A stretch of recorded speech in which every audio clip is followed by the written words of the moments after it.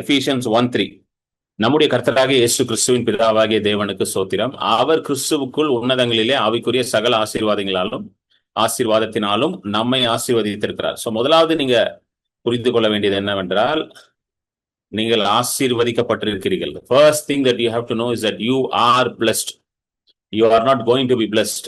நீங்க ஆசீர்வதிக்கப்பட போற இல்ல, நீங்க ஆசீர்வதிக்கப்பட்டிருக்கிறீங்க. You are already blessed. இது ஏதோ ஒரு ஃபியூச்சர்ல நடக்கிற காரியம் கிடையாது.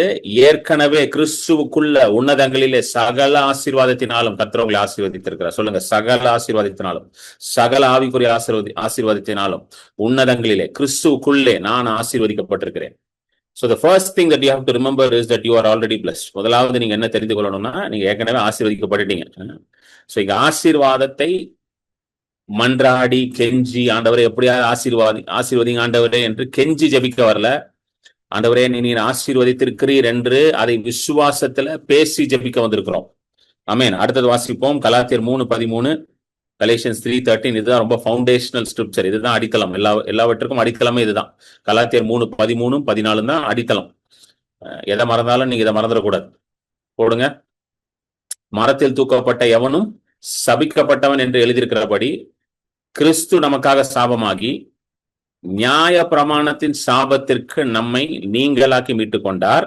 அடுத்தது வசனம், ஆபிரகாமுக்கு உண்டான ஆசீர்வாதம் கிறிஸ்து இயேசுவினால் புறஜாதிகளுக்கு வரும்படியாகவும் ஆவியை குறித்து சொல்லப்பட்ட வாக்கு தத்தத்தை நாம் விசுவாசத்தினாலே பெரும்படியாகவும் இப்படி ஆயிற்று. ஹல்லேலூயா. சொல்லுங்க, விசுவாசத்தினாலே பெரும்படி. Through faith you might receive it through faith. Amen. So கிறிஸ்து சாபமானார், நீங்கள் ஆசீர்வதிக்கப்படும்படி. எப்படிப்பட்ட ஆசீர்வாதம் உங்க மேல இருக்குன்னு எழுதி இருக்குது? ஆபிரகாமுக்கு உண்டான ஆசீர்வாதமும் கிறிஸ்து இயேசுவினாலே ஆவியை குறித்து சொல்லப்பட்ட வாக்கு தத்தத்தையும், இது எல்லாவற்றையும் நாம் விசுவாசத்தின் மூலமாக பெற்றுக்கொள்ளணும். ஆமென். சோ நீங்க ஆசீர்வதிக்கப்பட்டுட்டீங்க. You are not going to be blessed, but you are already blessed. நீங்க ஏற்கனவே ஆசீர்வாதத்தை பெற்றவர்களாக தான் இருக்கிறீங்க. ஏன்னா நீங்க இயேசுவை விசுவாசிக்கிறீங்க, ரட்சிக்கப்பட்டிருக்கிறீங்க. அவருடைய கிருபை, அவருடைய தயவு உங்க மேல இருக்கிறது. நீங்க ஒரு புது சிருஷ்டியாக இருக்கிறீங்க. So you are already bless. ஏற்கனவே நீங்க ஆசீர்வதிக்கப்பட்டிருக்கிறீங்க. ஆனா இது விசுவாசத்தினாலதான் செயல்படுது. Only by faith it works. ஆமென். சோ இந்த விசுவாசத்தை செயல்படுத்தணும். விசுவாசம்னாலே அது ஒரு செயல்படுத்துகிற ஒரு காரியம். விசுவாசம் பாசிவ் கிடையாது. பாசிவ்னா அப்படியே சும்மா இருக்காது. விசுவாசம் ஆக்டிவ். சொல்லுங்க, விசுவாசம் active. It is not a passive thing. நிறைய பேர் நான் விசுவாசிக்கிறேன் பிரதர் அப்படின்னுவாங்க, பட் எந்த ஒரு ஆக்ஷனுமே இருக்காது. யாக்கோபு எழுதுறாரு, விசுவாசத்தை குறித்து எப்படி எழுதுறாருன்னா ரொம்ப கரெக்டா அவர் அதை கொண்டு போறாரு. யாக்கோபு எழுதுறாரு. யாக்கோபு இயேசுவோட இருந்த ஒரு சீஷர். இயேசு கூட இருந்தவர் அவர். சோ அவருக்கு நல்லா தெரியும் விசுவாசம்னா எப்படி வேலை செய்யும் அப்படின்ட்டு. வாசிப்போம். யாக்கோபு எழுதின நிருபம் 2வது அதிகாரம் 17வது வசனம். யாக்கோபு 2:17. அப்படியே விசுவாசமும் கிரியைகளில் இல்லாதிருந்தால் தன்னிலே தானே செத்ததாயிருக்கும். என்ன அர்த்தம்னா, விசுவாசத்துல செயல் இல்லைன்னா, விசுவாசம் கிரியை இல்லாம இருந்துச்சுன்னா அந்த விசுவாசம் செத்த விசுவாசம். Faith which does not have works is dead. இதுதான் அர்த்தம். சோ விசுவாசம் என்பது அதுல ஒரு விசுவாச கிரியையும் இருக்கிறது. Faith has an action, an act of faith involved in it. Amen. So முதலாவது விசுவாசத்துல ரொம்ப முக்கியமான காரியம், the first and most important action in faith, அது என்னது? என்ன முக்கியமான கிரியை? நம்ம கிரியைன்னு ஏதாவது செய்யணும் போல, இதை பண்ணணும் அதை பண்ணணும் அப்படிதான் நம்ம மைண்ட் போகுது. ஆனா முதலாவது முக்கியமான கிரியை என்னன்னா, இயேசு கிறிஸ்து தம்முடைய சீஷர்களுக்கு அதை போதித்தாரு. யோவான் 6வது அதிகாரம், யோவான் எழுதின சுவிசேஷம் 6வது அதிகாரம் எடுத்துக்கோங்க. யோவான் 6வது அதிகாரம் 28, 29 2 வசனம் நம்ம வாசிப்போம். யோவான் 6, 28, 29. அப்பொழுது அவர்கள் அவரை நோக்கி, தேவனுக்கு ஏற்ற கிரியைகளை நடப்பிக்கும்படி நாங்கள் என்ன செய்ய வேண்டும் என்றார்கள். அடுத்தது, இயேசு அவர்களுக்கு பிரதியுத்தரமாக அவர் அனுப்பினவரை, நல்லா கவனிங்க, அவனுங்க என்ன கேட்கிறானுங்க? தேவனுக்கு ஏற்ற கிரியை என்னது? What is the works of God? என்ன கிரியை செய்யணும்? தேவனுக்கு ஏற்ற கிரியை என்னது? என்ன மாதிரி கிரியைகள் செய்தா தேவனுக்கு ஏற்றதாக இருக்கும், அது தேவன் விரும்புகிறதாக இருக்கும், அது எப்படிப்பட்டது அப்படின்னு கேட்கும் பொழுது ரொம்ப தெளிவா சொல்றாரு இயேசு.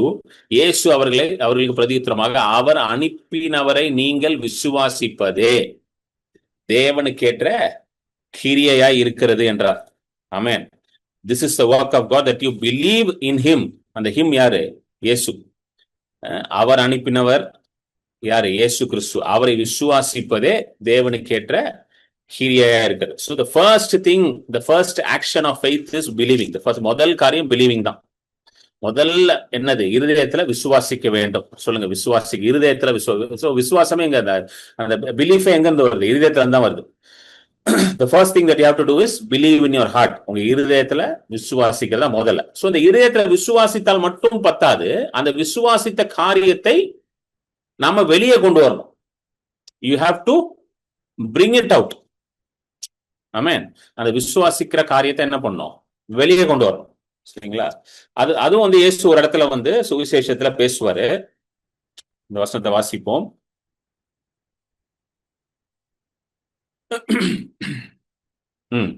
மத்தேயு 12வது அதிகாரம் 35வது வசனத்தை போடுங்க. மத்தேயு 12:35. நல்ல மனுஷன் இருதயமாகிய நல்ல பொக்கிஷத்திலிருந்து நல்லவைகளை எடுத்து கொடுக்கிறான். இல்லைங்களா? A good man out of the good treasure of his heart brings forth good things. Brings forth. So இருதயத்துல இருக்கதை எப்படி நம்ம எடுத்து கொடுக்கிறது? சோ நான் என் இருதயத்துல என்ன இருக்கிறது? இப்ப நான் பேசிட்டு இருக்கேன். என் இருதயத்துல ஆண்டவர் எனக்கு என்ன பேசினாரோ, என்னோட என்ன பேசினாரோ அது இருதயத்துல இருக்கு. அதை நான் வந்து போய் எடுத்து கொடுத்து கொண்டு இருக்கிறேன். எப்படி பண்றேன்? அதை நான் பேசுகிறேன். A good man out of the good treasure of his heart brings forth எடுத்து கொடுக்கிறான் good things. சோ இருதயத்துல இருக்கிறது எப்படி வெளியே கொண்டு வருது? வார்த்தையின் மூலமாக தான். சோ இருதயத்துல இருக்கிற விசுவாசத்தை வெளியே கொண்டு வரணும். உள்ளே வச்சிருந்தா அது பாசிவ்னா ஆக்ஷனே கிடையாது. அது வந்து தூங்கிட்டு இருக்குன்னு அதான் பாசிவ் ஃபெய்த்தா இருக்கணும். Faith cannot be passive. Faith is always active. ஆமென். விசுவாசம் என்பது செயலற்றதாக இருக்கவே முடியாது. விசுவாசம் என்பது செயலுடையதாக இருக்கிறது, கிரியை உடையதாக இருக்கிறது. அதற்கான முதல் அறிகுறி என்னன்னா, உள்ள இருக்கிற விசுவாசத்தை வார்த்தையினால வெளியே கொண்டு வரணும். முதல் அறிகுறி அதுதான். முதல்ல பேசணும். எல்லாத்தையும் செய்யறதுக்கு முன்னாடி முதல்ல பேச ஆரம்பிங்க. சொல்லுங்க, பேசணும். எதை பேசணும்? உள்ள இருக்கிற விசுவாசத்தை பேசணும். அந்த விசுவாசம் எங்க இருந்து வந்து வருகிறது? வாசிப்போம். ரோமர் 10:21. இதெல்லாமே நம்ம ஏற்கனவே நிறைய தடவை பார்த்த வசனங்களை தான் திரும்ப நம்ம பார்க்கிறோம். ஏன்னா திரும்ப பார்க்கும்போது தான் உள்ள இறங்குது நல்லா. ரோமர் 10:17. ரோமன் 10:17 கொடுங்க. ஆதலால் விசுவாசம் கேள்வினாலே வரும், கேள்வி தேவனுடைய வசனத்தினால் வரும். சோ வசனம் உள்ள போய் தான் விசுவாசத்தை உண்டாக்குது. இப்ப அந்த விசுவாசத்தை வெளியே கொண்டு வரணும். படிச்சோம்ல மத்தேயு 13:35. வெளியே நல்ல பொக்கிஷத்துல தான் வெளியே, நல்ல பொக்கிஷம் உள்ள இருக்குது, அதை வெளியே கொண்டு வரணும். Bring fourth. வெளியே எப்படி கொண்டு வருது? பேச வேண்டும். புரியுதுங்களா? அதை எடுத்து என்ன பண்ணணும்? பேச வேண்டும். இது ரொம்ப முக்கியம். வாசிப்போம். 2 கொரிந்தியர் 4:13. 2 கொரிந்தியர் 4:13 தான் நினைக்கிறேன். 13 போடுங்க. போன மீட்டிங்ல இதை பார்த்தோம். விசுவாசித்தேன் ஆகையால் பேசினேன். சொல்லுங்க, விசுவாசித்தேன் ஆகையால் பேசினேன். அதான் சொல்றேன், ரொம்ப முக்கியம். பேசுறது ரொம்ப முக்கியம் விசுவாசத்துல. நான் விசுவாசிக்கிறேன் பிரதர் அப்படின்னு உட்காந்து நிறைய பேர் பார்த்திருக்கேன். நான் விசுவாசிக்கிறேன் பிரதர்ன்னு சொல்லிட்டு பேசுறது பூராவே நெகட்டிவா தான் பேசுவாங்க. கேட்டா நான் விசுவாசிக்கிறேன்னு வாங்க. ஒரு அறிகுறியும் இருக்காது விசுவாசத்துக்கு. ஏன்னா பேசுறது பூராவே எல்லாம் நெகட்டிவா, எதிர்மறையான காரியங்கள், எதெல்லாம் நடக்காதோ, எதெல்லாம் முடியாதோ, டாக்டர் என்ன சொல்றாரு, அவன் என்ன சொல்றான், இவன் என்ன சொல்றான், அதை பேசுறான். அது பேர் விசுவாசமே கிடையாது. அது பேர் விசுவாசித்தேன் ஆகையால் பேசினேன்னா, இருதயத்துல நீங்க தேவன் உங்களுக்கு என்ன வைத்தாரோ, வசனத்தின் மூலமாக என்ன பேசி அதன் மூலமாக பிறப்பிக்கிற விசுவாசத்தை எடுத்து பேசணும். சோ வசனத்தை எடுத்து நீங்க பேசணும். உள்ள இருக்கிற வசனம் இருந்தா தான் பேச முடியும். அதனாலதான் வசனத்தை உள்ள டெபாசிட் பண்ண வேண்டியது அவசியமாக இருக்கிறது. விசுவாசித்தேன் ஆகையால் பேசினேன் என்று எழுதியிருக்கிறபடி நாங்களும் அந்த விசுவாசத்தின் ஆவியை உடையவர்களாய் இருந்து விசுவாசிக்கிறபடியால் பேசுகிறோம். சொல்லுங்க, விசுவாசிக்கிற ஆவியை உடையவர்களாய் இருந்து. நம்ம எல்லாருக்குள்ளும் ஒரு விசுவாசிக்கிறதற்கான ஒரு திறமையை கர்த்தர் கொடுத்திருக்கிறார். ஆமென். இது ரொம்ப முக்கியம். We all have an ability. we all have the spirit of faith living inside of us. ஏன்னா நமக்குள்ள இருக்கிற பரிசுத்த ஆவியானவர் ஒரு சாதாரண ஆவியானவர் கிடையாது. அவர் இயேசுக்குள்ள இருந்த அதே பரிசுத்த ஆவியானவர், இயேசுக்குள்ள இருந்த அதே விசுவாசத்தை இன்னைக்கு ஆண்டவர் நமக்குள்ளேயும் டெபாசிட் பண்ணி வச்சிருக்கிறார். இதுதான் உண்மை. This is the reality. Amen. அதே வேதம் தெளிவாக எழுதி இருக்குது. அன்றியும் கிறிஸ்துவை மரித்தோரிலிருந்து உயிரோடு எழுப்பின அதே ஆவியானவர் உங்களில் வாசம் செய்தால் அவர் உங்க சரீரத்தையும் உயிர்ப்பிப்பார். சோ அதே ஆவியானவர் தான் இயேசுவை கல்லறையிலிருந்து வெளியே தூக்கிட்டு வந்தார் பாத்தீங்களா, அதே பரிசுத்த ஆவியானவர் தான் இன்னைக்கு உங்களுக்குள்ளயும் வாசம் செய்யறோம். இயேசு சீஷர்கள்ட்ட சொல்றாரு, அப்போஸ்தலர் புஸ்தகம் 1வது அதிகாரம் 8வது வசனத்தை சொல்றாரு, காத்திருங்கள் உங்களுக்கு உன்னதத்திலிருந்தே பலன் உண்டாகும். அந்த வசனத்தை வாசிப்போம். You shawl receive power from above. அப்போஸ்தலர் 1:8 நினைக்கிறேன். பரிசுத்த ஆவி உங்களிடத்தில் வரும்போது நீங்கள் பலன் அடைந்து, சொல்லுங்க பலன் அடை. பரிசுத்த ஆவியானவர் வரும் பொழுது பலன் உண்டாகுது. ஹல்லேலூயா. இப்போ உங்க எல்லாருக்குள்ளயும் பலன் இருக்குது. You have received power.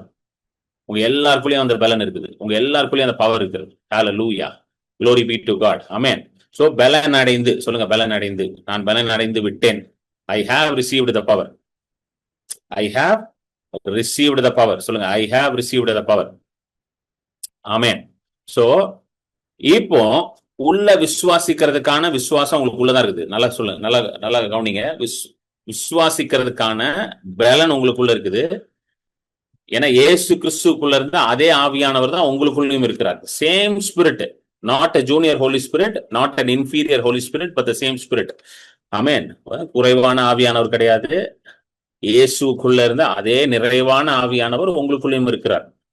So இப்ப திரும்ப வந்துருங்க 2 கொரிந்தியர் 4:13. அதனாலதான் பவுல் எழுதுறாரு, அதே விசுவாசம் உள்ள ஆவியை நாம் உடையவர்களாக இருக்கிறோம். 2 கொரிந்தியர் 4:13. திரும்ப வந்துருங்க. சோ விசுவாசித்தேன் ஆகையால் நான் பேசுகிறேன். Why? Same spirit of faith. ஏன் இவ்வளவு தைரியமா பேச முடியுது விசுவாசத்துல? ஏன்னா எனக்குள்ள இருக்கிற விசுவாச ஆவிதான் இயேசுக்குள்ளும் இருந்தது. எனக்குள்ள இருக்கிற விசுவாசத்தின் ஆவிதான் ஆதி திருச்சபையில இருந்த பரிசுத்தவான்களும் அப்போஸ்தலர்களுக்குள்ள இருந்துச்சு. அதனாலதான் Pavul we all have the same spirit of faith. எப்படி எழுதுறாரு பாருங்க. since we ஐயின் எழுதல பாத்தீங்களா, அவர் சொல்லும் எப்படி சொல்றாரு, நாங்களும் நான் மட்டும் அந்த அப்படி எழுதுறாரு அவரு. ஏன்னா அவர் அப்போஸ்தலர். அதனால எனக்கு ஒரு விசுவாச ஆவி கொடுக்கப்பட்டிருக்கு அப்படி எழுதுறாரு. we have the same spirit என்றார். நாங்களும் அந்த விசுவாசத்தின் ஆவியை உடையவர்களா இருந்து, நாங்களும் அப்படின்னா கொரிந்து சபைக்கு எழுதுறாரு. அப்படின்னா நம்ம எல்லாருக்கும் ஒரே விசுவாசத்தின் ஆவி தான் இருக்கிறது.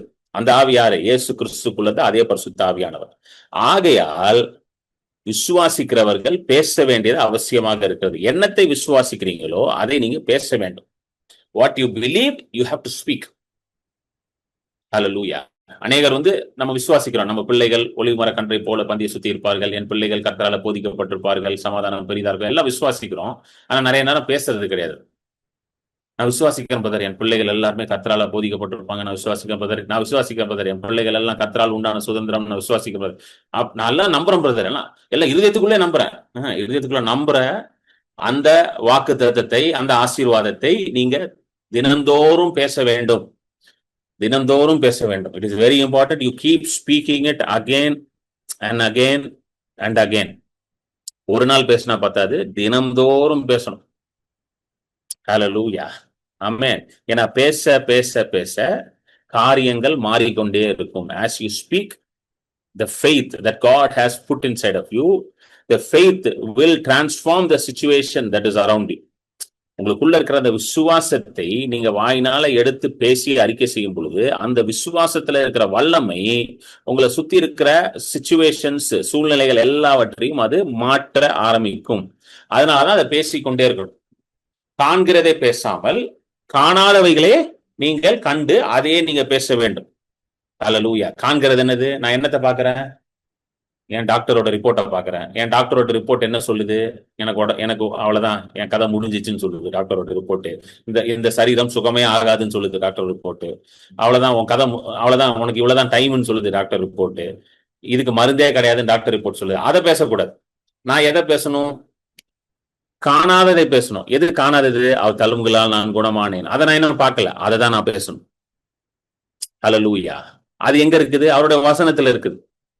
அவர் தாமே என் பலவீனங்களை ஏற்றுக்கொண்டார், என் நோய்களை சுமந்தார். அதை நான் இன்னும் பார்க்கல, அதை நான் பேசணும். அது எங்க நடந்துச்சு? கல்வாரி சிலுவையில நடந்துச்சு. கல்வாரி சிலுவையில நடந்ததை நம்ம இந்த கண்களால பார்த்தோமா? பார்க்கல. ஆனா அதை நம்ம விசுவாசிக்கிறோம். சோ விசுவாசிக்கிற காரியத்தை தான் நம்ம பேசணும், காணாததை தான் பேசணும். அது வார்த்தையில இருக்குது, அதை எடுத்து பேசணும்.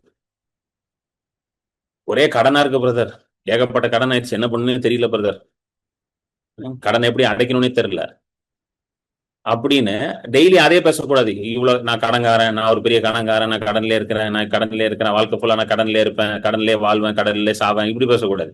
எதை எடுத்து பேசணும்? உபாமம் 28 எழுதியிருக்கு. அவர் வானத்தின் பலகையை திறந்து உன்னை ஆசீர்வதிப்பார், நீயோ கடன் வாங்க மாட்டாய், அநேக ஜாதிகளுக்கு கடன் கொடுப்பாய். அதை எடுத்து பேசணும். கடன்ல தான் இருக்கிறேன், ஆனா நான் என்ன பேச போறேன்? வசனத்துல என்ன போட்டிருக்கு? நீயோ கடன் வாங்க மாட்டாய், நீயோ அநேகருக்கு கடன் கொடுப்பாய்.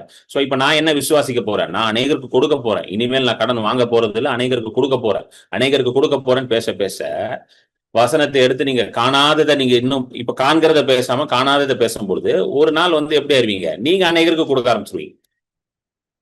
ஹல்லேலூயா. அதனாலதான் ரொம்ப முக்கியம், இந்த பாக்குறத பேசவே கூடாது. நீங்களும் பாக்குறதை பேசவே கூடாது. பாக்குறத பேசுற வரைக்கும் ஒண்ணுமே மாறாது.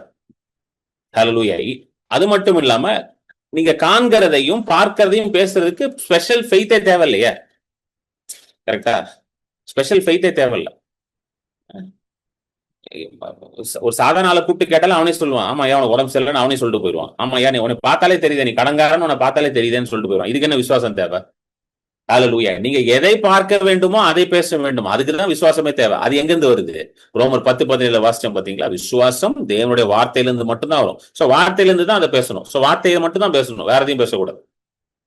ஹல்லேலூயா. இங்கதான் சேலஞ்சே இருக்குது.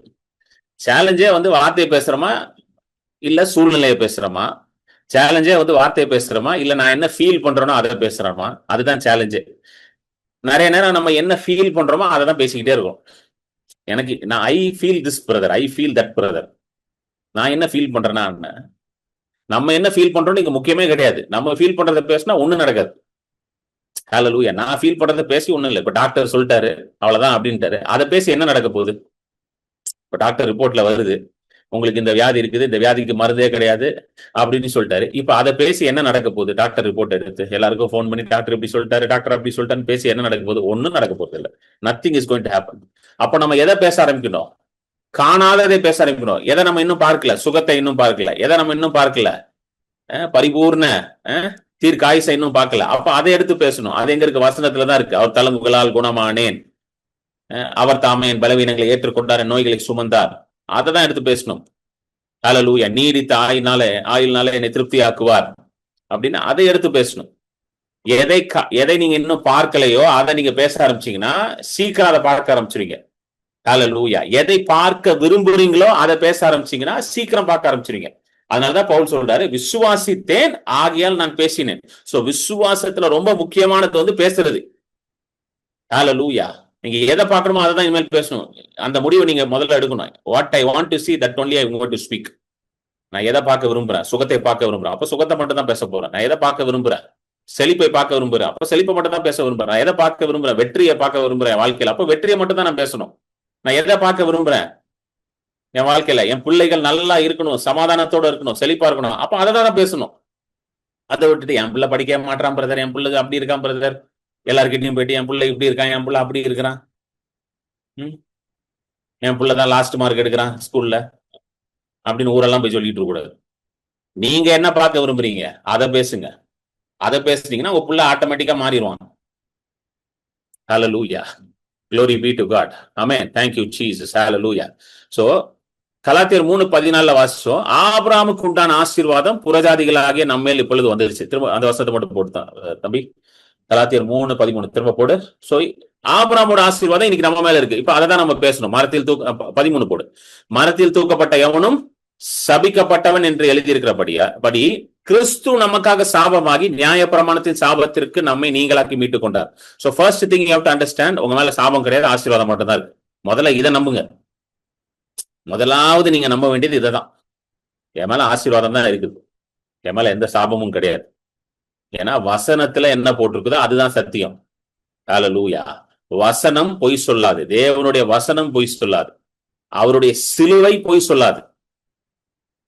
மனுஷன் போய் சொல்லலாம், ஆனா ஆண்டவர் போய் சொல்ல மாட்டார். ஹல்லேலூயா. ஆமென். சிலுவையில அவர் செய்ததை இங்க எழுதி இருக்கிறார் பவுல்.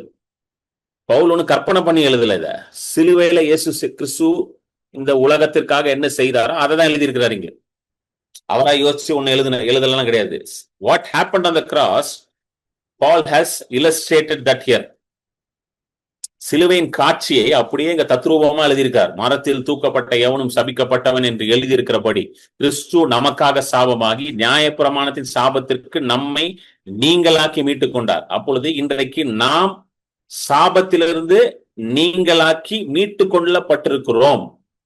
ஏனென்றால் கிறிஸ்து நமக்காக சாபமானார். ஓகேவா? சோ இப்போ கிறிஸ்து சாபமாயிட்டாரு, நான் சாபத்திலிருந்து வெளியே வந்துட்டேன். வெளியே வந்துட்டு இப்ப எதுக்குள்ள உட்கார்ந்து இருக்கேன்? நான் இப்போ சாபத்திலிருந்து வெளியே வந்துட்டேன். பட் வேர் ஐ ஆம், what is my position right now? அதுதான் அடுத்த வசனத்துல வருது. 14வது வசனம், 14th verse போடுங்க. ஆபிரகாமிற்கு உண்டான ஆசீர்வாதம் கிறிஸ்து இயேசுவினாலே புறஜாதிகளுக்கு வரும்படியாகும். புறஜாதிகள் என்றால் யூதர் அல்லாதவர்கள் தான் புறஜாதிகள். நம்ம யாருமே யூதர்கள் கிடையாதுல்ல. நம்ம we are not born Jews கிடையாது. நம்ம ஸ்பிரிச்சுவல் ஜூஸ். ஸ்பிரிச்சுவல் ஜூஸ்னா ஆவிக்குரிய நிலைமையில நம்ம ஆபிரகாமின் சந்ததியா இருக்கிறோம். சோ ஆபிரகாமுக்கு உண்டான அந்த ஆசீர்வாதம் வெறும் ஆபிரகாமுடைய பிசிக்கல் டிசெண்டன்ஸ், அதாவது அவருடைய பிளட் லைன், ரத்தத்துல வந்தவங்க பாத்தீங்களா, அவருடைய சந்ததிக்கு மட்டும் கிடையாதான். இன்றைக்கு கிறிஸ்து இயேசு மூலமாக நமக்கும் வந்துருச்சு அது. சோ இப்ப நம்ம எதுக்குள்ள இருக்கிறோம்? சாபத்துல இருந்து வெளியே வந்து இந்த ஆசீர்வாதத்துக்குள்ள வந்துட்டோம். எந்த ஆசீர்வாதம்? ஆபிரகாமுக்கு உண்டான ஆசீர்வாதத்துக்குள்ள வந்துட்டோம். அந்த உடன்படிக்கைக்குள்ள வந்துட்டோம். அது மட்டும் இல்லாமல் ஆவியை குறித்து சொல்லப்பட்ட வாக்கு தத்தத்தையும் நாம் விசுவாசத்தினாலே பெரும்படியாகும். சோ ஆபிரகாமுக்கு உண்டான ஆசீர்வாதம், ஆவியை குறித்து சொல்லப்பட்ட வாக்கு தத்தங்கள், இது ரெண்டத்தையும் விசுவாசத்தினாலே நம்ம பெற்றிருக்கோம். சோ இப்போ உங்களுடைய பொசிஷன், கரண்ட் பொசிஷன் வந்து you are in the place of blessing. Amen. இப்போ நீங்க எங்க இருக்கிறீங்கன்னா ஆசீர்வதிக்கப்பட்ட நிலையில இருக்கிறீங்க. சொல்லுங்க, நான் ஆசீர்வதிக்கப்பட்ட நிலையில இருக்கிறேன். ஐ ஆம் இன் அ பிளேஸ் ஆஃப் பிளெஸிங். இதுதான் உங்களுடைய ஸ்பிரிச்சுவல் பொசிஷன். உங்க ஆவிக்குரிய நிலை வந்து நீங்க ஒரு ஆசீர்வதிக்கப்பட்ட நிலைமையில ஆண்டவர் உங்களை வைத்திருக்கிறார். Spiritually you are highly blessed and highly favoured. Hallelujah. ஆவிக்குரிய மண்டலத்துல நீங்க மிகவும் ஆசீர்வதிக்கப்பட்டிருக்கிறீர்கள், மிகவும் கிருபை பெற்றிருக்கிறீர்கள், தயவை பெற்றிருக்கிறீர்கள். ஹல்லேலூயா. இப்போ இதை எப்படி மேனிஃபெஸ்ட் பண்றது? இல்ல ஆவிக்குரிய மண்டலத்துல நீங்க இது எல்லாமே உங்களுக்கு நிறைவாக இருக்குது. இதை வந்து ஆவிக்குரிய மண்டலத்துல இருந்து காண்கிற மண்டலத்துக்கு கொண்டு வரணும். அதுக்குதான் பேசணும் எடுத்தது. ஏன்னா தேவனுடைய வார்த்தை எல்லாமே ஆவியாகவும் ஜீவனாகவும் இருக்குது. யோவான் 6ஆம் அதிகாரத்துல இயேசு சொல்றாரு, என்னுடைய வார்த்தைகள் ஆவியும் ஜீவனுமாக இருக்கிறது. அந்த வசனத்தை நம்ம வாசிச்சிருவோம். யோவான் 6வது அதிகாரம், யோவான் 6:63. ஆவியே உயிர்ப்பிக்கிறது. சொல்லுங்க, ஆவியே உயிர்ப்பிக்கிறது. மாம்சமானது ஒன்றுக்கும் உதவாது. இங்க வந்து இயேசு கிறிஸ்து வந்து மாம்சம் என்று சொல்றது வந்து இந்த பிசிக்கல் பாடியை பத்தி அவர் பேசல. அவர் சரிங்களா, இந்த பிசிக்கல் பாடி இது ஒன்றுக்கும் அப்படி பேசல, ஒன்றுக்கும் உதவாது அப்படிலாம் பேசல. ஆவியை உயிர்ப்பிக்க மாம்சமானது ஒன்றுக்கும் உதவாது என்றால் மாம்சத்துக்கு, அதாவது மாம்சமான சிந்தைகள், ஃபிளெஷ்லி தாட்ஸ். அந்த ஃபிளெஷ்லி தாட்ஸ்னா எப்படின்னா, இப்ப நம்ம பார்க்கறத பேசுறோம் பாத்தீங்களா. இப்ப என்ன பார்க்கிறோம்? என் சரீரத்துல வியாதி இருக்குது, அதான் நான் பார்க்கறேன் பிரதர். அது ஏன் நான் பேசிட்டு இருக்கேன்னா அது மாம்ச சிந்தை. அதுதான் வந்து கார்னல் திங்கிங். ரோமர் 8ல வந்து அது பேர் கார்னல் திங்கிங் எழுதுவார், மாம்ச சிந்தை. அதான் ஆவியை உயிர்ப்பிக்கிறது, மாம்சமானது ஒன்றுக்கும் உதவாதுன்னு சொல்லிட்டு அந்த உயிர்ப்பிக்கிற ஆவி வந்து எப்படி செயல்படுதுன்றத வந்து அடுத்த லைன்ல சொல்றார். நான் உங்களுக்கு சொல்லுகிற வசனங்கள் ஆவியும் ஜீவனுமா இருக்கிறது. புரியுதுங்களா? So how does the spirit of God work in your life? எப்படி ஆவியானவர் உங்க வாழ்க்கையில வேலை செய்யறாரு? அவருடைய வசனத்தின் மூலமாக தான். நம்ம எல்லாருக்குள்ளயும் ஒரே ஆவியானவர் தான் இருக்கிறாரு. அதை நீங்க நல்லா புரிஞ்சுக்கணும். We all have the same spirit. Amen. ஒரே ஆவியானவர் தான் பரிசுத்த ஆவியானவர். அவர் தான் எல்லாருக்குள்ளயும் இருக்கிறார். ஆனா அவர் எப்படி செயல்படுவார்னா, ஆண்டவருடைய வசனத்தை எடுத்து நம்ம பயன்படுத்தும் பொழுது, when we start using the word of God, அந்த ஆவியானவர் என்ன பண்ணுவார்? அந்த வசனத்துல இருந்து ஜீவனை வெளிப்படுத்த ஆரம்பிப்பார். அதனாலதான் அவர் போட்டிருக்காரு, the words that I speak to you are spirit and they are life. So தேவனுடைய வார்த்தை தான் ஆவியும் ஜீவனுமாக இருக்கிறது. அந்த ஆவியும் ஜீவனும் தான் நம்மை உயிர்ப்பிக்கிறது. சோ மாம்சமானது ஒன்றுக்கும் உதவாதுன்னா என்ன, மாம்சமான, அதாவது நேச்சுரல் தாட்ஸ், நேச்சுரல் திங்கிங், எதை காண்கிறோம் எதை பார்க்கிறோம் இதே பேசிக்கிட்டு இருந்தானா அது ஒன்னுத்துக்கும் உதவாது. It has no value, no use. Hallelujah. ஒன்றுக்குமே உதவாது. ஆமென். நயா பைசுக்கு பிரயோஜனம் கிடையாது. Natural thoughts have natural thoughts and natural talk has no value.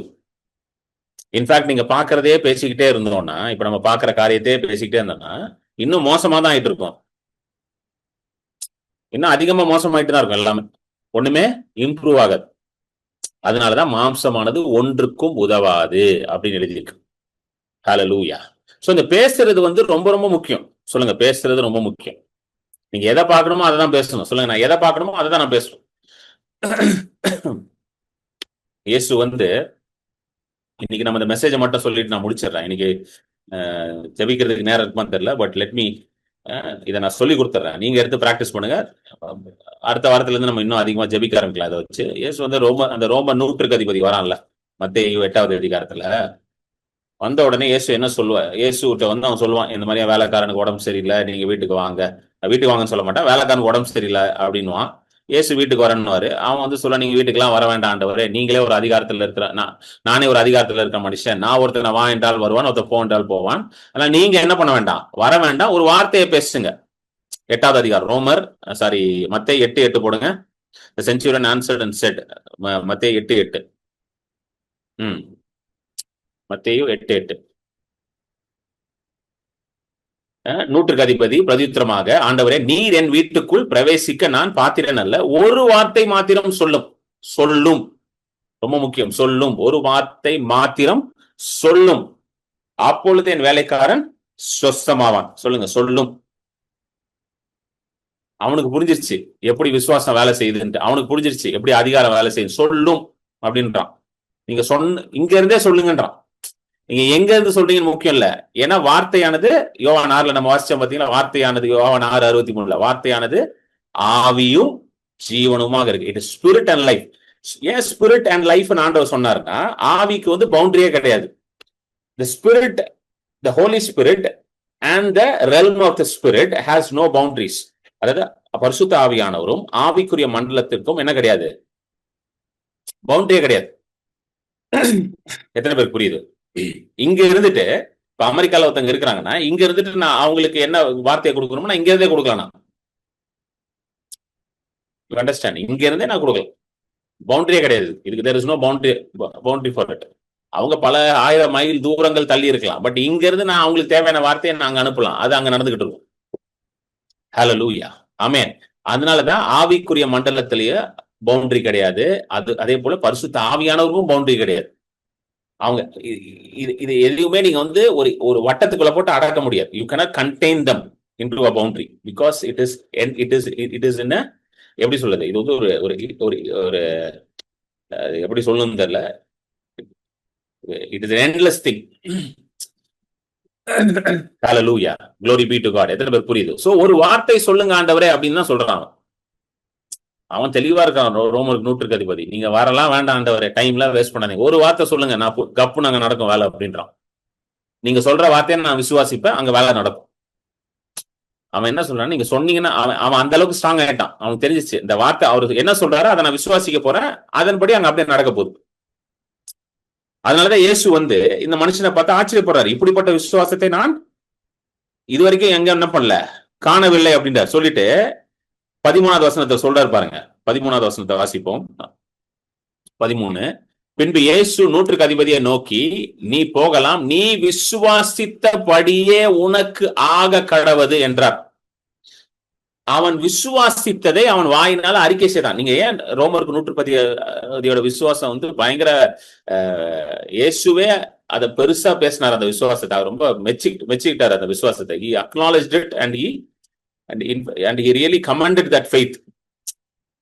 இப்படிப்பட்ட விசுவாசம் நான் இஸ்ரேல்ல கூட பார்க்கலையா அப்படின்ற மாதிரி ஒரு பயங்கரமான சர்டிபிகேட் கொடுக்கிறார். கிரேட் இஸ் யுவர் ஃபெய்த்ன்றார். ஏனென்றால் அவன் எதை விசுவாசித்தானோ அதை அப்படியே வந்து சொல்றான். அவன் வரும்போதே முடிவோட வந்துட்டான். இயேசு சுகமாக்குவார், நான் விசுவாசிக்கிறேன். எப்படி சுகமாக்குவார்? வார்த்தையினால சுகமாக்குவார். அந்த வார்த்தையை வந்து அவர் எங்க இருந்து பேசினாலும் அது நடக்கும் அப்படின்றத பக்காவா பிக்ஸ் பண்ணிட்டான். நேரா வரான் ஏசுட்ட, ஆண்டவரே வீட்டுக்கெல்லாம் வர வேண்டாம், அந்த அளவுக்கு நான் ஒன்றும் பெரிய ஆள்லாம் கிடையாது, ஒரு வார்த்தையை சொல்லும் ஆண்டவர், இங்கே சொல்லுங்க, அங்க வேலை நடக்கும்ட்டான். What he believed he spoke. அதனால தான் ஏசு அவனை பார்த்து சொல்றாரு, go your way as you have believed. நீ போகலாம், நீ விசுவாசித்தபடியே உனக்கு ஆக கடவதாக என்றார். சொல்லுங்க, விசுவாசித்த. சோ விசுவாசம் என்பது believing and speaking, believing and speaking, believing and speaking. So believing எப்படி உண்டாக்குறது, விசுவாசத்தை எப்படி உண்டாக்குறது, வசனத்தை உள்ள போட்டுட்டு அதை எடுத்து வெளியே பேசணும், வசனத்தை உள்ள போட்டுட்டு அதை எடுத்து பேசணும். எப்படி உள்ள போறது, வசனத்தை வாசிக்கணும், வசனத்தை பார்க்கணும், வசனத்தை கேட்கணும். சோ வசனம் உள்ள போறதுக்கான வழிகள் என்னது, வாய் வழியா உள்ள போகும், வசனத்தை வாசிக்கும் பொழுது உள்ள போகும், வசனத்தை பார்க்கும் பொழுது உள்ள போகும், வசனத்தை கேட்கும் பொழுது உள்ள போகும். This is how you allow the word to enter inside of you. ஹல்லேலூயா. எப்படி வெளியே கொண்டு வருது, பேசணும் பேசணும் பேசணும், பேசிக்கிட்டே இருக்கணும். அப்போ ஆட்டோமேட்டிக்கா என்ன நடக்கும், நீங்க எதை விசுவாசிக்கிறீங்களோ அதை பேசுறீங்களோ அது நடக்க ஆரம்பிச்சு. நான் விசுவாசித்தேன் ஆகையால் நான் பேசினேன். ஹல்லேலூயா. ஏனென்றால் நம்ம எல்லாருக்கும் ஒரே விசுவாச ஆவிதான் கொடுக்கப்பட்டு. திரும்ப போட்டிருக்க 2 கொரிந்தியர் 4:13. For we all have the same spirit of faith. நாம் எல்லாருக்கும் ஒரே விசுவாசத்தின் ஆவிதான் உடையவர்களா இருக்கிறோம். We all have the same spirit. சொல்லுங்க, நம்ம எல்லாருக்கும் ஒரே விசுவாசத்தின் ஆவிதான் கொடுக்கப்பட்டிருக்கு. இன்னொரு இடத்துல பாத்தீங்கன்னா, வாங்க மார்க் 11:22. இந்த அத்திமரம் பட்டு போகும்ல, இயேசு அந்த அத்திமரத்தை பார்த்து, இனி ஒருவனும் உன்னிடத்துல கனி புசிக்கிறது இல்லை அப்படின்னு அதை பார்த்து பேசுவாரு. அவர் என்ன பேசுறாரோ அதை பார்த்து பேசுறாரோ அதன்படி அப்படியே நடக்கும். சோ அதுக்குதான் அந்த அடுத்த நாள் 20 இருந்து வாசி போனப்ப அத்திமரம் பட்டு போயிடுச்சு. அடுத்த நாள் சீஷர்கள் அதை பாக்குறாங்க. பார்த்துட்டு இயேசுட்ட கேட்கறாங்க. 20வது வசனம், 20th verse கொடுங்க. 20. மறுநாள் காலையில, அதாவது அத்திமரத்தை முந்தின நாள் இயேசு பார்த்து சொல்லிட்டாரு, ஒருவனும் உன்கிட்ட கனி புசிக்க முடியாதுட்டாரு. அது முழுசா அந்த கதைக்குள்ள போல நம்ம டக்கு டக்குன்னு பார்த்துட்டு போறோம். நீங்க போய் வாசிங்க. அதுக்கப்புறம் மார்க் 11. மறுநாள் காலையில அவர்கள் அவ்வழியே போகும்போது அந்த அத்திமரம் வேரோட பட்டு போயிருக்கிறதை கண்டார்கள். வசனத்தை மாத்துங்க. பேதுரு நினைவு கூர்ந்து அவரை நோக்கி, ரபி, இதோ நீர் சபித்த அத்திமரம் பட்டு போயிற்று என்றார். அடுத்த வசனம், அதுக்கு இயேசு பதில் சொல்றாரு. Next verse. இயேசு அவர்களை நோக்கி, தேவனிடத்தில் விசுவாசம் உள்ளவராய் இருங்கள். Have faith in God. அப்படின்னு வசனத்தை அப்படி வைங்க. Have faith in God.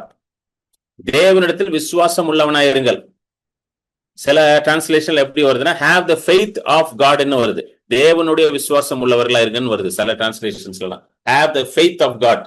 So தேவனிடத்துல விசுவாசம் உள்ளவனா இருக்கிறவனும் தேவனுடைய விசுவாசம் உள்ளவனா இருக்கிறவனும் எப்படி இருப்பானா, அடுத்த வசனம் 23வது வசனம், மெய்யாகவே நான் சொல்லுகிறேன், எவனாகிலும் இந்த மலையை பார்த்து,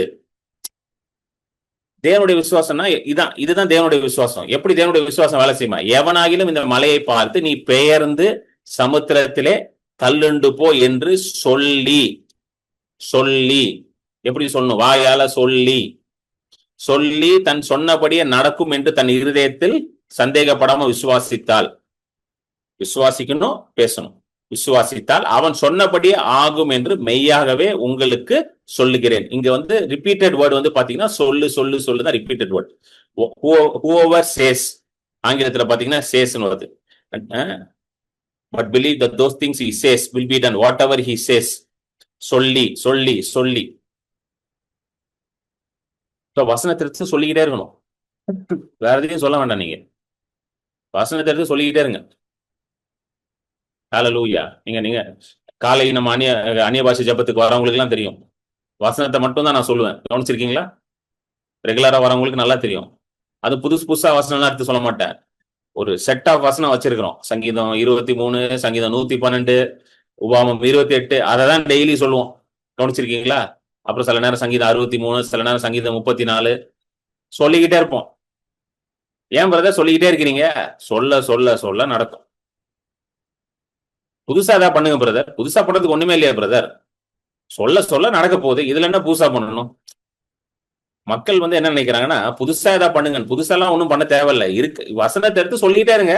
எவ்வளவு நாள் சொல்லணும்? சொல்லிக்கிட்டே இருங்க. நடக்கிற வரைக்கும் சொல்லுங்க. ஒரு நாள் கண்டிப்பா நடக்க தானே போகுது. ஹல்லேலூயா. ஆமென். புதுசா என்ன இருக்குது இங்க சொல்றதுக்கு? புதுசா ஏதாவது சொல்லுங்க பிரதர். புதுசா ஒண்ணும் இல்லையே பிரதர் சொல்றதுக்கு. என்னங்க? ஜாய்ஸ் மேயர் பெரிய ஊழியக்காரங்க கேள்விப்பட்டிருப்பீங்கல்ல. அவங்க அவங்க அவங்க அவங்க மெசேஜ்லாம் நல்லா இருக்கும், கேட்டு பாருங்க. அவங்க ஊழியத்துக்கு வந்த புதுசுல ஒரு பெரிய மீட்டிங்ல பேசணுமா, அப்ப ஆண்டவர்கிட்ட ஜெபம் பண்றாங்களாம். ஆண்டவரே, என்ன ஆண்டவரே இப்ப நான் பிரசங்கம் பண்ணணும் சொல்லுங்க ஆண்டவரே. என்னன்னா ஆண்டவர் சொன்னாரா, நான் நான் இந்த ஜனங்களை நேசிக்கிறேன் என்று போய் சொல்லு அப்படின்னாராம். Tell the people that I love தம். இந்த அம்மா கேட்டுச்சா, என்ன ஆண்டவரே புதுசா ஏதாவது சொல்லுங்க ஆண்டவரேன்ட்டு. ஏம்மா இதுதாம்மா எவனுக்கும் புரியல, இதை போய் சொல்லுமா அப்படின்னாரா ஆண்டவர். ஹல்லேலூயா. இதுதான் புரியல என் ஜனங்களுக்கு, நான் அவர்களை நேசிக்கிறேன்றதுதான் புரியல. இதை போய் சொல்லுப்பா, இதை போய் சொல்லுமா, நீ இது போதுமா அப்படின்னு. அதான் நம்ம சொல்லுது, இதுதான் புரியல அவனுக்குன்ட்டு. இல்ல புதுசா கேட்ட என்ன ஆக போகுது? ஹல்லேலூயா. அவர் என்னை நேசிக்கிறார்ன்றது புரிஞ்சாலே மத்தது எல்லாம் புரிஞ்சிடும். ஆமென். எத்தனை பேருக்கு புரியுதுங்க? பிசாசு வந்து எங்க வந்து டவுட் கொண்டு வரோம்னா, இங்கதான் டவுட் கொண்டு வருவான். அவர் என்ன நேசிக்கிறாரா இல்லையா? இங்கதான் டவுட் வரும். பிரச்சனை வந்தோடனே ஃபர்ஸ்ட் டவுட் எங்க இருந்து வருது? அவர் என்ன நேசிக்கிறாரா இல்லையா? ஏன் இந்த பிரச்சனை வந்துச்சு? அவர் மெய்யாலுமே இயேசு என்னை நேசித்திருந்தாருன்னா இந்த பிரச்சனை எனக்கு வந்திருக்குமா? மெய்யாலுமே அவர் என் மேல பிரியமா இருந்தா இந்த பிரச்சனை எனக்கு வந்திருக்குமா? இல்ல. பிசாசு இன்னொரு மாதிரி வருவான். வந்து சொல்லுவா, நீ ஆண்டவருக்கு பிரியமா இல்ல, அதனாலதான் உனக்கு இந்த பிரச்சனை வந்துருச்சு. நீ அப்படி இருக்க, அதனாலதான் உனக்கு அப்படி வந்துருச்சு. நீ இப்படி சொல்லி நம்மள குற்றப்படுத்துவான். சோ ஒண்ணு, அவர் உன்னை நேசிக்கலன்னு கொண்டு வருவான். இன்னொன்னு, நீ வந்து அவர் நேசிக்கிற அளவுக்கு இல்ல அப்படின்னு கொண்டு வந்துருவான். இந்த ரெண்டு தான் அவனோட டாக்டிக்ஸ். முதல் நாள்ல இருந்து ஒரே டாக்டிக்ஸ் தான் பிசாசு. முதல் நாள்ல இருந்து ஆதாம் ஏவாள்கிட்ட என்ன சொன்னா? மெய்யாலுமே சொன்னார் அவரு சாப்பிடக்கூடாதுன்னு. Did God really say that you should not eat it? மெய்யாம சொன்னார் அவரு. யோசிச்சுப்பாரு. ஏன்னா அதை நீ சாப்பிட்டா நீ அவரை போல ஆயிருவ. சோ அவன் என்ன சந்தேகத்தை, என்ன ஒரு இதை உள்ள போட்டான் இருதயத்துக்குள்ள? ஆண்டவருக்கு வந்து நீ அவரை போல ஆகுறது பிடிக்கல, அதனாலதான் சாப்பிடக்கூடாதுன்னு சொல்லி ஒரு பொய்யை தூக்கி உள்ள போட்டான். அந்த அம்மாவும் அந்த பொய்யை நம்பிருச்சு. பொய்யை நம்பிட்டு, ஓ அப்படியா, இதை சாப்பிட்டா நான் அவரை போல ஆயிருவனோ, அதனாலதான் என்ன சாப்பிடக்கூடாதுன்றாரு ஆண்டவர். ஓ இவ்வளவு ஒரு செல்ஃபிஷ் ஆண்டவர் இவரு, அவரை போல ஆயிரும்னு சொல்லி என்னை சாப்பிடக்கூடாதுன்னு இருப்பாரு அவரு. அப்படியா, இரு நானும் சாப்பிடுறேன், புருஷனுக்கு கொடுக்குறான் பாரு சொல்லிட்டு சாப்பிட்டுட்டு பாவத்துல விழுந்துட்டாங்க. ஆனா எங்க ஸ்டார்ட் ஆச்சு? ஒரு டவுட்டை உள்ள தூக்கி போட்டான். ஆண்டவர் உன்னை நிஜமா நேசிக்கிறாரா? நிஜமா உன்னை நேசிச்சிருந்தாருன்னா அதை உன்னை சாப்பிடக்கூடாது ஏன் சொல்லுவாரு? உன்னை அவர் நேசிக்கல, அவரை மாதிரி நீ ஆகிறது அவருக்கு விருப்பம் இல்ல, அதனாலதான் உன்னை சாப்பிடக்கூடாதுன்னு சொன்னாரு. That is why he told you not to eat, because if you eat you will become like him. அவர் உன்னை முழுமையா நேசிக்கல. பாத்தியா, நீ நினைக்கிற ஆண்டவர் உனக்காக எல்லாத்தையும் உனக்காக தான் வச்சிருக்க, கிடையாது. உன்னை முழுமையா அவர் நேசிக்கல அப்படின்னு ஒரு டவுட்டை போட்டு விட்டான். கப்புன்னு போய் பிடிச்சிக்கிட்டான். ஆதாம் ஏவாள் அதை பிடிச்சி விழுந்துட்டாங்க.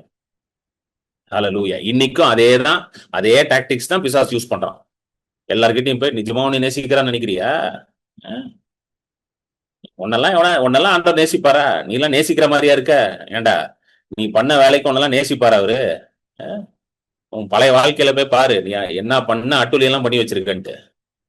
அதனாலதான் பாரு இப்ப கஷ்டம், ஆண்டவர் ஒண்ணு எல்லா கஷ்டத்தையும் உன் மேல தூக்கி வச்சிருக்கிறாரு, நல்லா கஷ்டப்படு அப்படின்னு சொல்லி பிசாசு பேசுவான். அது பிசாசோட வார்த்தை, அது பரிசுத்த ஆவியானவர் பேசல. ஹல்லேலூயா. ஆமென். அதனாலதான் சொல்றது ரொம்ப முக்கியம். இப்படிதான். அதனாலதான் சோ இப்ப நம்மளும் என்ன பண்ணணும்? விசுவாசத்தை சொல்லணும். இப்ப நாம என்ன செய்யணும்? விசுவாசத்தை சொல்ல வேண்டும். சொல்லுங்க, சொல்ல வேண்டும். ஹல்லேலூயா. விசுவாசத்தை சொல்ல வேண்டும். இயேசுவை பார்த்து, இயேசு ஊழியத்துக்குள்ள வராரு. ஆண்டவர் வந்து அவர் ஊழியத்துக்குள்ள வந்த உடனே, உன் ஊழியத்துல வந்து மரித்தோர் உயிரோடு எழுப்புவாங்க, உன் ஊழியத்துல அப்படி இருக்கும் அப்படிலாம் எதுவுமே சொல்லலையா? கவனிச்சு பாத்தீங்களா? அப்படிலாம் எதுவுமே சொல்லல. ஊழியத்துக்கு அவர் உள்ள வந்த உடனே அதெல்லாம் ஒண்ணுமே சொல்லல. ஆண்டவர் போறாரு, யோவான் ஸ்நானகன்ட்ட போறாரு பாப்டிசம் எடுக்கிறதுக்கு. மத்தேயு எழுதின சுவிசேஷம் 3வது அதிகாரம் 13வது வசனத்தை போடுங்க. சோ இயேசு போறாரு. அப்பொழுது யோவானால் ஞானஸ்நானம் பெறுவதற்கு இயேசு கலிலேயா விட்டு யோர்தானுக்கு அருகே அவ்விடத்தில் வந்தார். இதான் இயேசுவோட மினிஸ்ட்ரியோட பிகினிங். பாப்டிசம் எடுக்க போறாரு. யோவான் வந்து நான் உங்களுக்கு கொடுக்க முடியாது, நீங்க தான் என்னோட பெரிய ஆள் அப்படின்லாம் சொல்றாரு. அதெல்லாம் விட்டுருங்க. அடுத்தது இப்போ வந்து ஞானஸ்நானம் 16வது வசனம். 16th verse 16வது வசனம் போடுங்க. அப்புறம் இயேசு வந்து நீ கொடுங்க, நீங்க தான் கொடுக்கணும்னு அவர் கன்வின்ஸ் பண்ணி, இப்போ இயேசு ஞானஸ்தானம் பெற்று ஜலத்திலிருந்து கரை ஏறின உடனே இதோ வானம் அவருக்கு திறக்கப்பட்டது, தேவ ஆவி புறாவை போல் இறங்கி தம்மேல் வருகிறதை கண்டார். அடுத்த வசனம் 17வது வசனம். அன்றியும் வானத்திலிருந்து ஒரு சத்தம் உண்டாகி, இவர் என்னுடைய நேசகுமாரன், இவர் மேல் பிரியமாயிருக்கிறேன் என்று உரைத்தது. This is my beloved son in whom I am well pleased. இயேசு ஊழியத்துக்குள்ள வராரு. ஆண்டவர் அவரை பார்த்து என்ன சொன்னாரு? எனக்கு நேசகுமாரன் இவர், உண்மையில் நான் பிரியமா இருக்கேன். அவ்வளவுதான், எதுவுமே வேற எதுவுமே சொல்லல. ஹல்லேலூயா. வேற எதுவுமே சொல்லல பாருங்க. வேற ஏதாவது சொன்னாரா? நீ வந்து போவ, மரித்தோர் எல்லாம் உயிரோடு எழுப்புவாங்க, லாசருன்னு ஒருத்தன் வருவான், அவன் செத்து 4 நாள் ஆயிரும், அவனை போய் எழுப்பி விட்டுருவ, அப்புறம் 5 அப்போ 2 மீனை பெருக்கி விட்டுருவ, தண்ணியை திராட்சரசமா மாத்தி விட்டுருவ, அப்புறம் வேற என்ன பண்ணுவ, காத்தையும் கடலையும் அடக்கி விட்டுருவ, லேகியோன் பிசாசு, ஆயிரக்கணக்கான பிசாசுகளை துரத்தி விட்டுருவ அப்படின்லாம் தீர்க்க தரிசனம்லாம் சொல்லல ஆண்டவர். ஏன்னா அதெல்லாம் இயேசுக்கு தேவையே இல்லை அந்த தீர்க்க தரிசனம் எல்லாம். இன்னைக்கு எல்லாருக்கும் தேவை ஒரே ஒரு தீர்க்க தரிசனம் தான். அது என்ன தெரியுமா? நீ என் நேசகுமாரன், உண்மையில் நான் பிரியமா இருக்கிறேன். இந்த ஒரு காரியத்துல நீங்க ஸ்ட்ராங் ஆயிட்டீங்கன்னா மத்தது எல்லாத்தையும் நீங்க ஜெயிச்சுட்டு போயிட்டே இருப்பீங்க. எத்தனை பேர் புரிஞ்சிருச்சீங்க நான் சொல்றது? மத்ததெல்லாம் உங்களுக்கு தேவையே இல்லை. நீ அமெரிக்கா போவ, அம்ஜிகரை போவ, ஆப்பிரிக்கா போவ, அதெல்லாம் தேவையே இல்லை. அதெல்லாம் இதுல ஸ்ட்ராங் ஆயிட்டீங்கன்னா மத்ததெல்லாம் ஜெயிச்சுட்டு போயிட்டே இருப்பீங்க. கரெக்டா இல்லையா? என்னங்க, எத்தனை பேர் புரிஞ்சிருச்சு இது? ஏன்னா எங்க இருந்தாலும் நான் பார்த்துட்டேன், பெரிய பெரிய பொசிஷன்ல இருக்கிறவங்க கூட வரான் ஜெபம் பண்றதுக்கு. என்ன ஜெபம் பண்ண வரான்? பெரிய பொசிஷன்ல இருக்கான். நானே யோசிப்பேன், நல்லா தானே இருக்காங்க, வாழ்க்கையில எல்லாம் இருக்குது. ஆனா அவனுக்குள்ள ஒரு பயம், ஆண்டவர் என்ன நேசிக்கிறாரா, ஆண்டவர் கூட இருக்கான. பிரதர் கேட்டு சொல்லுங்க பிரதர், ஆண்டவர் என்ன சொல்றாரு? அவன் பெரிய பொசிஷன்ல தான் இருக்கிறான் அவன். ஆனா அவனுக்குள்ள ஒரு சந்தேகம் இருக்கு, ஆண்டவர் அவனை நேசிக்கிறாரா, ஆண்டவர் அவனுக்கு ஒரு நல்ல எதிர்காலத்தை வைத்திருக்கிறாரான்னு அவனுக்கே ஒரு சந்தேகம் இருக்கு. ஆனா அவன் நல்லா தான் இருக்கிறான் பொசிஷன்ல. ஏன்னா இது தெரியல. இன்றைக்கு நமக்கு எல்லாருக்கும் தெரிய வேண்டிய ஒரே நற்செய்தி, நாம் அவருடைய நேசகுமாரனாக இருக்கிறோம், நேசகுமாரத்தியாக இருக்கிறோம், நம்ம மேல் அவர் பிரியமா இருக்கிறார். எப்படி இயேசுவை நேசித்தாரோ அதே போலதான் உங்களையும் நேசிக்கிறார். ஹல்லேலூயா. இது தெரிஞ்சிருச்சுன்னா வியாதி வந்தா என்ன, பிசாசு வந்தானா, எது வந்தாலும் நீங்க துரத்தி விட்டுட்டு ஜெயத்தை எடுத்துக்கொள்வீர்கள். ஹல்லேலூயா. ஒன்றும் உங்களை சேதப்படுத்தாது, ஒன்றும் உங்களை மேற்கொள்ளாது. ஏனென்றால் நீங்கள் அவருடைய நேசகுமாரன். Because you are his beloved son. Amen. So முதலாவது ஆண்டவரே சொல்றாரு, இதைதான் பேசுறாரு இயேசு கிட்ட. He is speaking. So பேசுறது ரொம்ப முக்கியம். பேசணும். ஒவ்வொரு நாளும் நீங்க எழும்பி காலையில பேசணும், நான் அவருக்கு நேசகுமாரனாக இருக்கிறேன், நான் அவருடைய பிரியமான பிள்ளையாக இருக்கிறேன். ஹல்லேலூயா. நான் கிறிஸ்துவினுடைய நீதியினாலே நீதிமானாக்கப்பட்டிருக்கிறேன். ஹல்லேலூயா. அவர் என் அப்பா என் மேல பிரியமா இருக்கிறார் என்று நீங்க உங்க வாயை திறந்து பேசணும். ஹல்லேலூயா. பிரதர் நீங்க கொஞ்சம் ஜோம் பண்ணி சொல்லுங்க பிரதர், ஆண்டவர் என்ன நேசிக்கிறாரா இல்லையான்னு கொஞ்சம் சொல்லுங்க பிரதர். நீங்க தான் ஃபுல் டைம் ஊழியெல்லாம் பண்றீங்க, கொஞ்சம் கேட்டு சொல்லுங்க, என்னை நேசிக்கிறாரா இல்லையான்னு. கேட்கறதுக்கு ஒண்ணும் இல்லை, உங்களை நேசிக்கிறாரு. உங்களை நேசிச்சதுனாலதான் உங்களை தேடி வந்தார் இந்த உலகத்துக்கு. உங்களை நேசிச்சதுனாலதான் சிலுவைக்கு போய் மரித்தார். ஹல்லேலூயா. ரோமர் 8 வருது இல்ல, தன் சொந்த குமாரன் என்று பாராமல் இயேசுவையே கொடுத்த அவர் மற்றதை அவரோட கூட கொடுக்க மாட்டாரா அப்படின்றார். சொந்த குமாரனே கொடுத்தவர் எல்லாத்தையும் கொடுக்க மாட்டாரா உனக்குன்றாரு பவுல் எழுதுறாரு. அதை குமாரனே கொடுத்துட்டாராம். குமாரனை தான் யாரும் கொடுக்க மாட்டாங்க, ஆனா குமாரனே கொடுத்துட்டாராம். அவரு இயேசுவே அனுப்பி விட்டாராம். எப்பா நீ கேட்கிற மத்ததெல்லாம் கொடுக்க மாட்டாரா உனக்கு அப்படின்றாரு. ஏன்? ஏன்னா உங்களை அவர் நேசிக்கிறார். Because he loves you. ஹல்லேலூயா.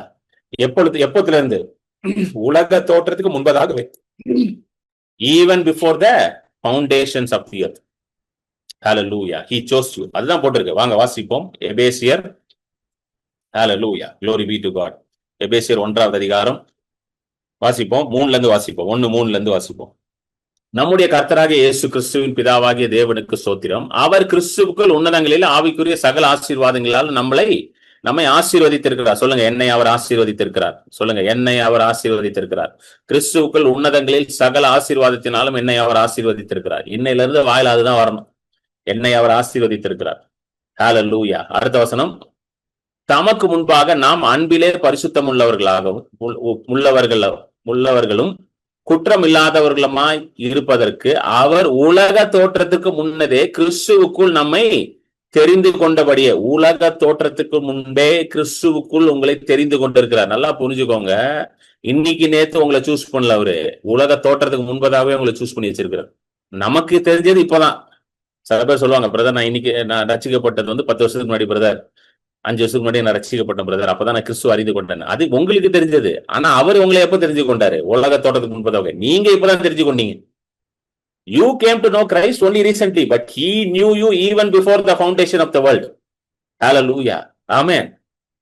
ஆனா நம்ம நினைக்கிறோம் அதுக்கு முன்னாடி கிறிஸ்துக்கு என்ன தெரியாது போல, இப்பதான் அவருக்கு தெரிஞ்சிருக்கு. கிடையாது. அவருக்கு எப்பயோ உங்களுக்கு தெரியும். அவர் எப்பயோ மார்க் பண்ணிட்டாரு உங்களை.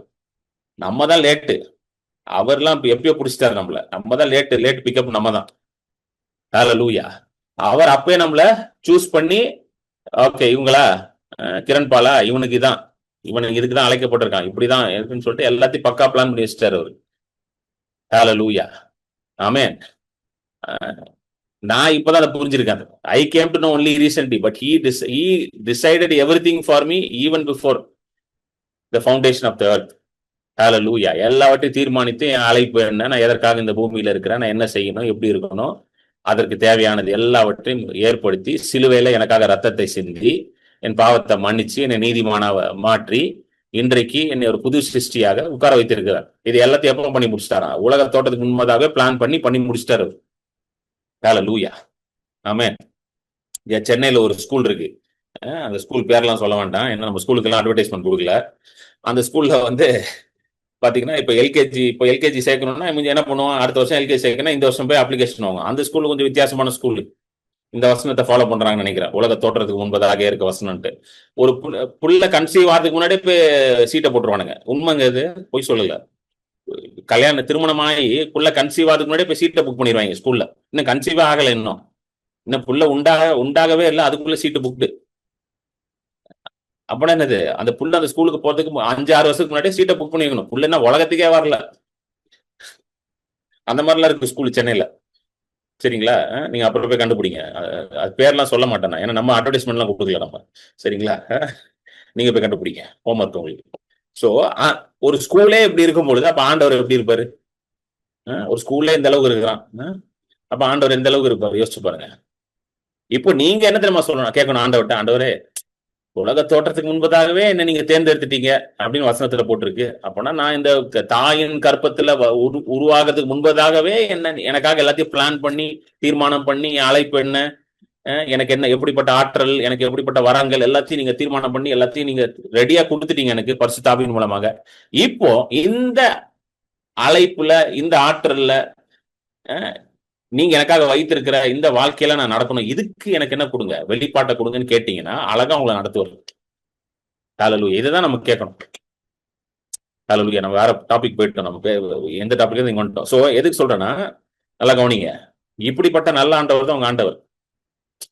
ஹல்லேலூயா. சோ இதை நீங்க விசுவாசிக்கணும். முதல்ல இதை உங்க இருதயத்துல போட்டு ஒவ்வொரு நாளும் பேசணும். ஆண்டவர் என்ன உலக தோட்டத்துக்கு முன்பதாகவே சூஸ். நிறைய பேருக்கு இந்த உலகத்துல வருத்தம் இருக்கு, என்ன யாருமே தேர்ந்தெடுக்கல பிரதர், எல்லாரும் ஒதுக்குறாங்க பிரதர். எல்லாரும் ஒதுக்குனா ஒதுக்கிட்டு போட்டோம், ஆண்டவரே உங்களுக்கு தேர்ந்தெடுத்திருக்கிறாரு.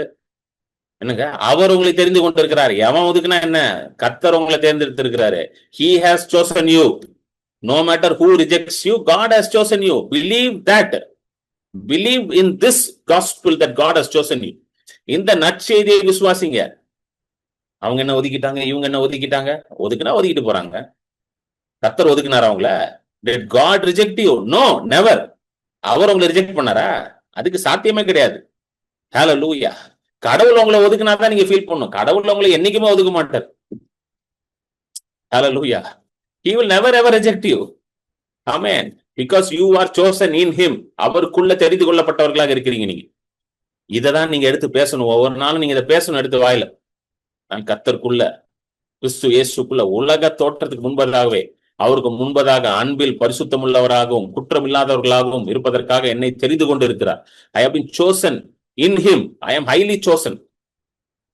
நான் சாதாரண ஆள் கிடையாது. I am chosen by God. அப்படி நீங்க பேசி பாருங்க. இதை நீங்க பேசி பாருங்க. அப்புறம் பாருங்க வாழ்க்கை எப்படி இருக்குன்னு பாருங்க. Then you will see how your life starts shining. உங்க வாழ்க்கை எப்படி பிரகாசம் அடையுதுன்னு பாருங்க. இப்படிதான் பேசணும். ஒவ்வொரு நாள் எந்திரிச்சு, காலையில எந்திரிச்சு இதைதான் பேசணும். அதை விட்டுட்டு ஏன் தான் இந்த குடும்பத்துல பிறந்தனும், ஆமா தெரியாம இந்த ஊர்ல பிறந்துட்டேன், சே ஆண்டவரே ஏன் ஆண்டவரே இந்தியால பிறக்க வச்சுங்க, இனி அமெரிக்கால பிறக்க வச்சுட்டா அப்படியே அமெரிக்கால பிறந்தா மட்டும் ஜனாதிபதியா இருப்போம் அப்படின்லாம் கொஞ்சம் பேசிட்டு கூடாது. புரியுதுங்களா? இதை எடுத்து பேசுங்க. வசனத்துல உங்களை பத்தி என்ன எழுதியிருக்கோ அதை எடுத்து பேசுங்க. அதை பேச பேச பேச பேச எல்லாம் நடக்க ஆரம்பிக்கும். ஹல்லேலூயா. எத்தனை பேருக்கு புரிஞ்சிருச்சு? Thank you Jesus. நம்ம முடிச்சிருவோம். ஹல்லேலூயா. glory be to God. ஆண்டவரே நன்றி செலுத்துகிறோம், சோத்திரம் ஆண்டவரே. எல்லாம் ஜெபிப்போமா? Thank you Lord. ஹல்லேலூயா. ரஹமா லெஹெனெமே ஷிகரபோ ஓ ரெஹெனெமே ஷிகரபா லஹதி கரணம். ஆண்டவரே 2 கொரிந்தியர் 4வது அதிகாரம் 13வது வசனத்துல எழுதியிருக்கிறபடி விசுவாசிக்கிறோம், ஆகையால் நாங்கள் பேசிக்கிறோம். ஆண்டவரே எதை விசுவாசிக்கிறோம்?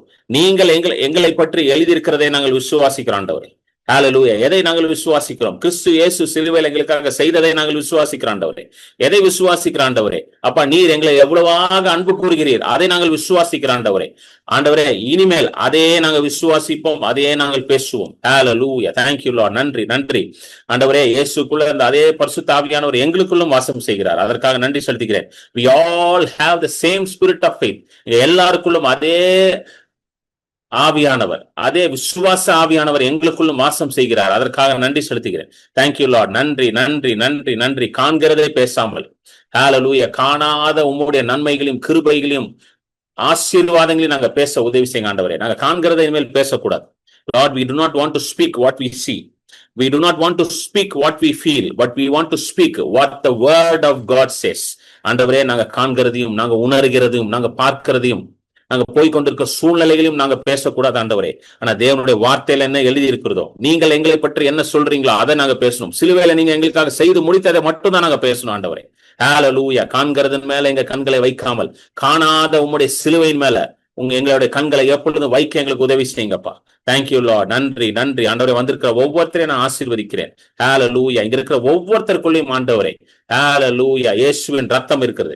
இங்க இருக்கிற ஒவ்வொருத்தர் மேலும் இயேசுவின் ரத்தம் செயல்பட்டு கொண்டிருக்கிறது. இங்க இருக்கிற ஒவ்வொருத்தரையும் ஆண்டவர் இயேசுவின் ரத்தம் பாதுகாத்து கொண்டிருக்கிறது. இங்க இருக்கிற ஒவ்வொருத்தரும் ஆண்டவரே உமக்குள் ஆசீர்வதிக்கப்பட்டவர்களாக இருக்கிறார்கள். ஹல்லேலூயா. எந்த சாபமும் கிடையாது. ஹல்லேலூயா. உம்முடைய ஆசீர்வாதம் அவர்கள் மேல் இருக்குது. ஆண்டவரே உம்முடைய வாக்குத்தத்தங்கள் அவர்கள் மேல் இருக்குது. ஆண்டவரே இதை எடுத்து அவர்கள் இருதயத்துல வைத்து பேசி ஆண்டவரே விசுவாசத்தில் ஆண்டவரே இந்த உலகத்தை அவர்கள் சுதந்திரித்துக் கொள்ளட்டும். ஆண்டவரே தேங்க்யூ லார்ட். நன்றி நன்றி நன்றி. வியாதிகள் சுகமாகட்டும், பலவீனங்கள் நீங்கி போகட்டும். இயேசுவின் நாமத்தில் உம்முடைய தழும்புகளால் ஆண்டவரே குணமானார்கள் என்ற வசனத்தின்படி இப்பொழுதே சுகத்தையும் பலத்தையும் நான் பேசுகிறேன் இயேசுவின் நாமத்தில்.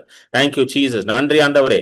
ஸ்தோத்திரம் ஆண்டவரே. கர்த்தாவே நீ நல்லவர், நீ நல்லவர், நீ நல்லவர், நீர் உண்மையுள்ளவர், நீர் பொய் உரையாத தேவன், எப்பொழுதும் எங்களோட இருந்து எங்களை நேசித்து எங்களை வழிநடத்துகிற தேவன் நீர். Thank you Lord. நன்றி ஆண்டவரே. இயேசுவின் நாமத்தில் கேட்டுக்கொள்கிறேன். ஹல்லேலூயா. ஆமென். விசுவாசத்துல உங்க காணிக்கைகளை கொடுப்பதற்கான வழிகள் உங்களுக்கு முன்பதாக இருக்கிறது. வேதம் சொல்கிறது உன்னுடைய எல்லா பொருளாலும் முதற் பலனாலும் கர்த்தரை கனம் பண்ணு, அப்பொழுது உன்னுடைய பண்டசாலைகள் நிரம்பி இருக்கும், உன்னுடைய ஆலைகள்ல புதிய திராட்சரசம் புரண்டோடும். ஆமென். சோ நீங்க கொடுக்கும் பொழுது கர்த்தருடைய வார்த்தையை கனம் பண்றீங்க. நீங்க கொடுக்கும் பொழுது கர்த்தரையே கனம் பண்ணி தான் கொடுக்குறீங்க. சோ உங்களுடைய பண்டசாலைகள் எல்லாம் நிரம்பி இருக்கும், ஆலைகள்ல புதிய திராட்சரசம் புரண்டோடும் என்று உங்களை நான் ஆசீர்வதிக்கிறேன். ஆமென். சோ ஸ்கேன் பண்ணீங்கன்னா நீங்க யூபிஐ மூலமா கொடுக்கலாம், கூகுள் பே, போன்பே, பேடிஎம் அதன் மூலமா கொடுக்கலாம். இல்லைன்னா நீங்க டைரக்டா அக்கௌண்ட்ல டிரான்ஸ்ஃபர் பண்றதுக்கு என் அக்கௌண்ட் டீடைல்ஸ் இருக்கு. Name Kiran Paul J J, account number 021201584236, IFSC code ICIC 00000212, account type savings, bank ICICI bank limited, branch Chennai Santhome. Amen. So நீங்க கொடுக்கும் பொழுது கர்த்தரை கனம் பண்ணி கொடுக்குறீங்க. வேதம் சொல்லுகிறது உற்சாகமா கொடுக்கிற இடத்துல தேவன் பிரியமா இருக்கிறார். ஆமென். God bless you. நீங்க அனுப்பின பிறகு எனக்கு ஒரு வாட்ஸ்அப்ல ஒரு மெசேஜ் அனுப்பி விடுங்க. நீங்க அனுப்பி இருக்கிறீங்கன்றதை எனக்கு தெரியப்படுத்துங்க. ஆமென். என்னுடைய ஊழியத்தின் பெயர் குளோபல் ஹீலிங் மிஷன். இது ஒரு சுவிசேஷ சுகமாக்குற ஊழியம், சபை ஊழியம் கிடையாது. இது சுவிசேஷ சுகமாக்குற ஊழியம். சோ அநேகருக்கு சுகத்தையும் கர்த்தருடைய விடுதலையும் கொண்டு போகிற ஒரு ஊழியம். Amen. So God bless you.